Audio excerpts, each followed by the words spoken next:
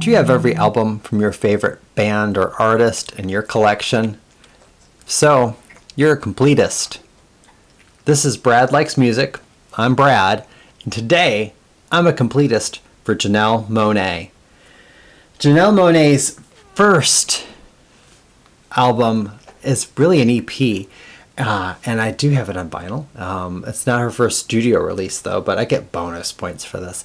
Metropolis, and this kicks off a whole suite of albums and tracks that tell the story of android 57821, Cindy Mayweather, who falls in love with a human, Anthony Greendown, and is sentenced to disassembly, escapes, and is then hunted down, and becomes kind of a messiah-like figure for the people in this dystopian future.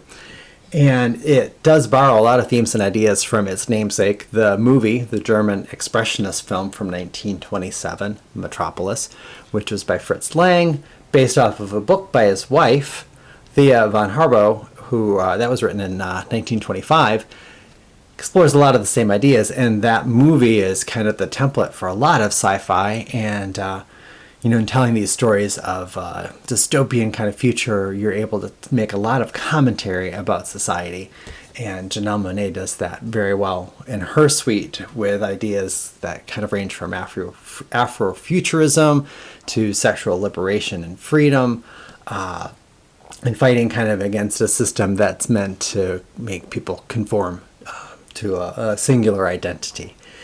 So the first one is Metropolis, and the first 4 tracks tell the story. The last 3 are everything from Sincerely Jane, Mr. President, and Smile are all geared more to be like radio-friendly kinds of singles.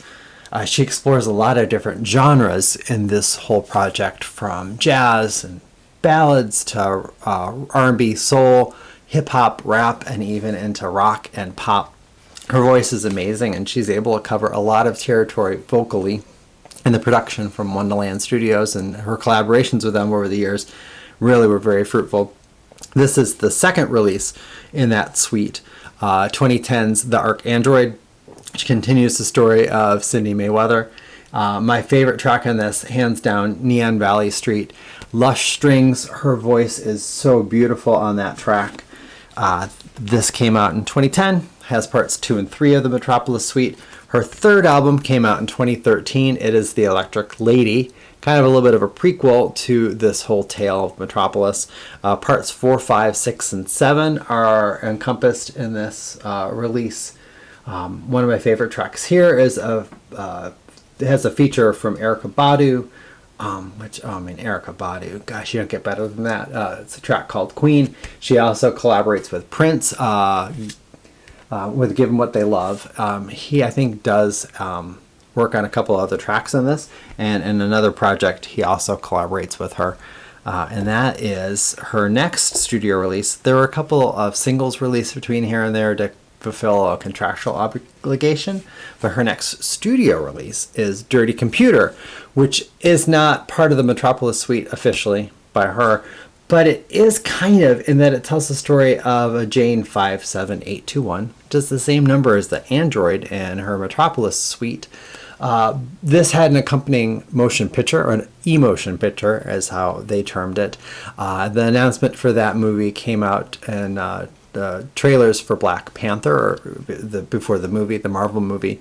And the movie itself, which is available for streaming on Amazon Prime, I believe now, is music videos, but strung together with this narrative that is a sci-fi dystopian tale of a woman who is brought in to have her mind wiped because she is a dirty computer who needs to be cleansed so that she can then be like all the other people in this kind of scary Black Mirror kind of like world. And Tessa Thompson is in it. It's a neat. It's interesting to watch if you want to get really deep into Janelle Monae. The album is amazing. Dirty Computer, the title track, has a feature Brian Wilson, the Beach Boys Brian Wilson. Harmonies are amazing on that. And she covers a lot of territory. Some songs in this could be total pop music.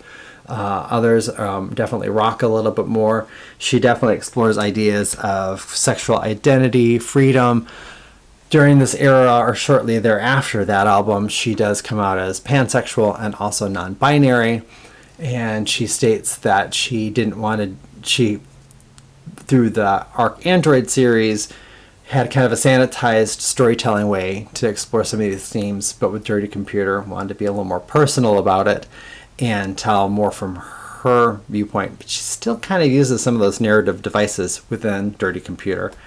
She totally breaks free of all of those narrative devices with her latest studio album, which came out in 2023, and that is The Age of Pleasure. And this has a lot of kind of Afro-Caribbean beats, rhythm to it, instrumentation, a very relaxed feel to it. Definitely themes of her sexual freedom and liberation, like with tracks like Lipstick Lover. Yeah, so definitely a fun listen, a really one of the bigger albums of 2023, and neat to see kind of the evolution of her career as she's gone from using narrative device to tell her stories and to construct her songs and albums to now an artist that feels free enough just to do what she wants to do. And yeah, so I'm a completist for Janelle Monae. I've got them all. And anxiously await her next album. Be cool to see where she goes from here. Who are you a completist for? Let me know in the comments, or make your own video and use the hashtag completist so that I can find it. And like and subscribe for more. And until next time.